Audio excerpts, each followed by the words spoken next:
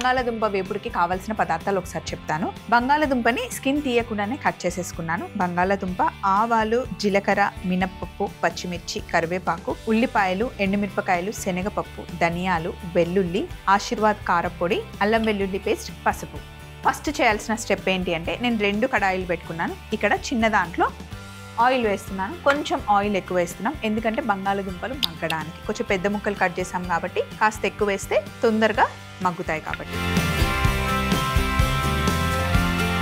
నూనె వేసిన తర్వాత ఇందులోనే నేను ఉప్పు వేస్తున్నాను.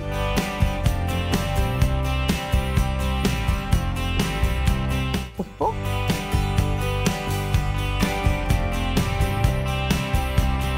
అలాగే ఈ నూనెలోనే కాస్త పసుపు వేసి ఒక్కసారి మిక్స్ చేసుకోండి. అలాగే కొంచెం అల్లం వెల్లుల్లి పేస్ట్.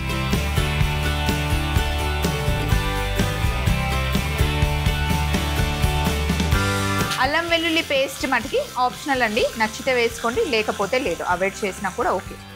అది మీ టేస్ట్కి తగ్గట్టుగా వేసుకోండి. ఇప్పుడు ఇందులో బంగాళదుంపని కట్ చేసి వేసేస్తున్నాను.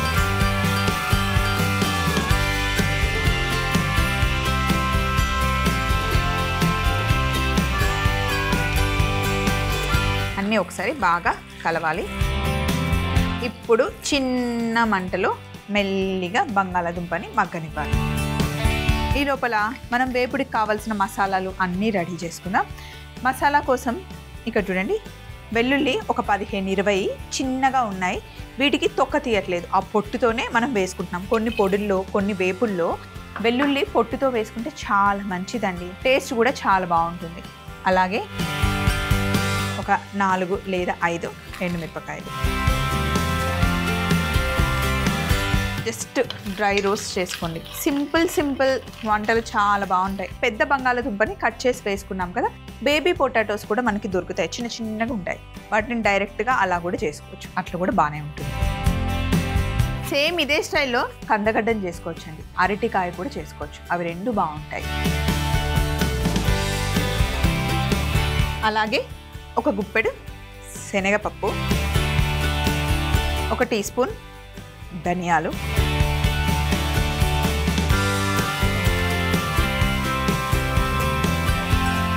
వీటిని డ్రై రోస్ట్ చేసుకోవాలి, దోరగా వేగనివ్వాలి.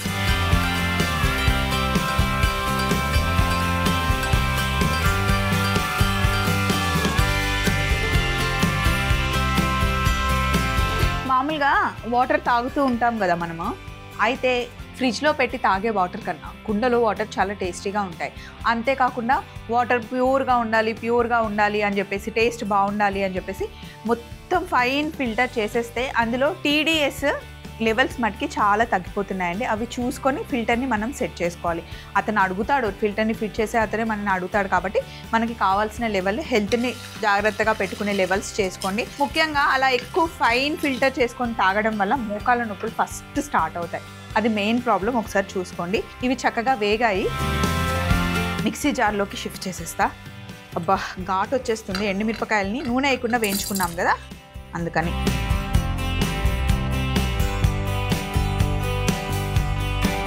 ఇవి కాస్త చల్లగా అవ్వాలి. చల్లగా అయిన తర్వాత మనం మిక్సీ పట్టుకుందాం. బాండి వేడిగా ఉంది కదా, ఇందులో నూనె వేసేస్తున్నాను. కొంచెం నూనె వేసి ఇందులో కాస్త జీలకర్ర, ఆవాలు, పచ్చిమిర్చి,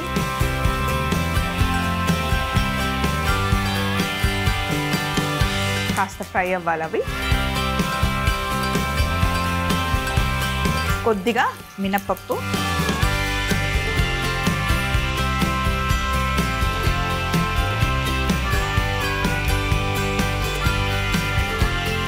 పచ్చిమిర్చి మంచిగా వేగాలి, మినప్పప్పు మంచి కలర్ రావాలి.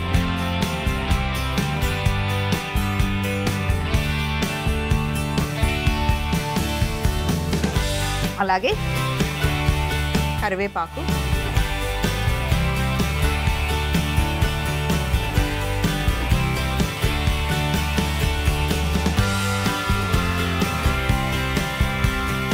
ఇప్పుడు సన్నగా తరిగి పెట్టుకున్న ఉల్లిపాయలు వేసుకుందాం.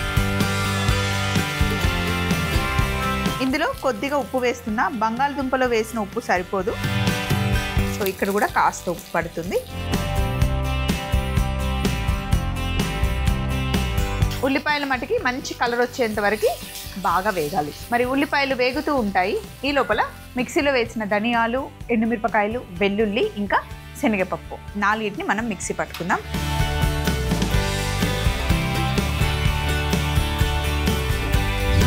ఇలా చక్కగా పొడి పట్టేసుకోవాలండి. ఇది పొడి చేసిన తర్వాత మిక్సీ జార్ తీస్తే గుమ్మగుమ్మలు ఆడిపోతుంది. వెల్లుల్లిని వేయించాము, ఎండుమిరపకాయలని వేయించాము, అందులో ధనియాలు, శనగపప్పు కాంబినేషన్ ఇంకేం చెప్తామండి, సూపర్ ఉంటుంది. అలాగే ఇక్కడ బంగాళాదుంపలు మగ్గుతూ ఉన్నాయి కదా, ఒక్కసారి కలుపుదాం.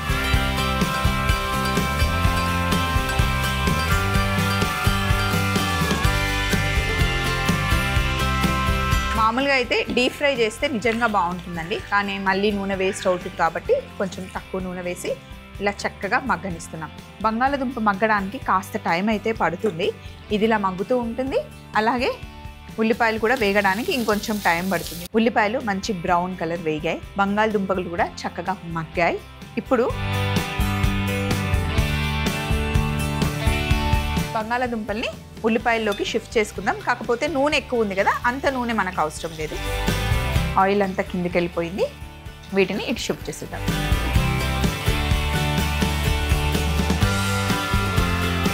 ముట్టుకొని చూస్తే సాఫ్ట్గా అయిపోవాలి. ఇలా మందపాటి కడాయిలో వేసి మూత పెట్టేస్తే తొందరగా మగ్గుతుంది. లేదు మీ దగ్గర టైం ఉంటే కనుక స్టీమ్ కూడా చేసేసుకోవచ్చు. ఫస్ట్ స్టీమర్లో పెట్టి మొత్తం సాఫ్ట్గా అయ్యేంత వరకు స్టీమ్ చేసుకొని సేమ్ ప్రాసెస్ కూడా చేసుకోవచ్చు.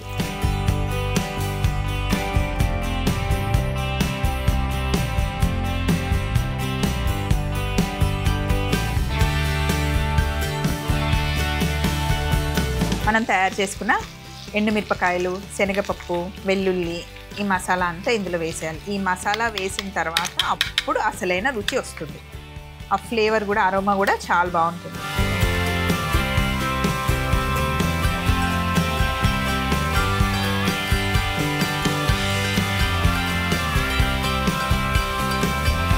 ఎండుమిరపకాయలు, వెల్లుల్లి, ధనియాలు, శనగపప్పు ఇవన్నీ వేసేసాం కదా.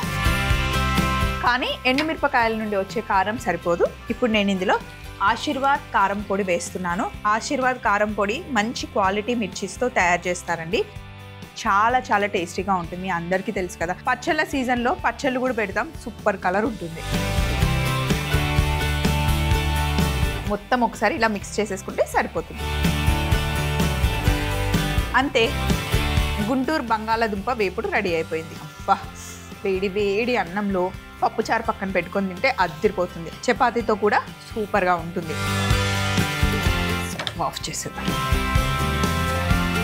గుంటూరు బంగాళదుంప వేపుడు తయారీ విధానం: ముందుగా చిన్న కడాయిలో ఆయిల్ వేసి, ఉప్పు వేసి, పసుపు, అల్లం వెల్లుల్లి ముద్ద వేసి పచ్చివాసన పోయేంత వరకు వేయించుకున్న తర్వాత తొక్కతోనే కట్ చేసుకున్న బంగాళదుంపని వేసి ఒకసారి కలిపి మూత పెట్టి చక్కగా మగ్గనివ్వాలి. ఈలోపు పెద్ద కడాయిలో వెల్లుల్లి, ఎండుమిరపకాయలు, శనగపప్పు, ధనియాలు వేసి డ్రై రోస్ట్ చేసుకొని మిక్సీ జార్లోకి తీసుకొని పౌడర్ చేసి పక్కన పెట్టాలి. తర్వాత బాండిలో నూనె వేసి జీలకర్ర, ఆవాలు, పచ్చిమిర్చి, మినప్పప్పు వేసి వేగాక కరివేపాకు, ఉల్లిపాయ ముక్కలు, ఉప్పు వేసి బాగా మగ్గనివ్వాలి. ఇప్పుడు వేగుతున్న బంగాళాదుంప ముక్కల్ని ఉల్లిపాయల్లో వేసి మనం తయారు చేసుకున్న పొడిని వేసి ఆశీర్వాద్ కారం పొడి కూడా వేసి బాగా మిక్స్ చేసుకుంటే ఎంతో రుచికరమైన గుంటూరు బంగాళాదుంప వేపుడు రెడీ అవుతుంది.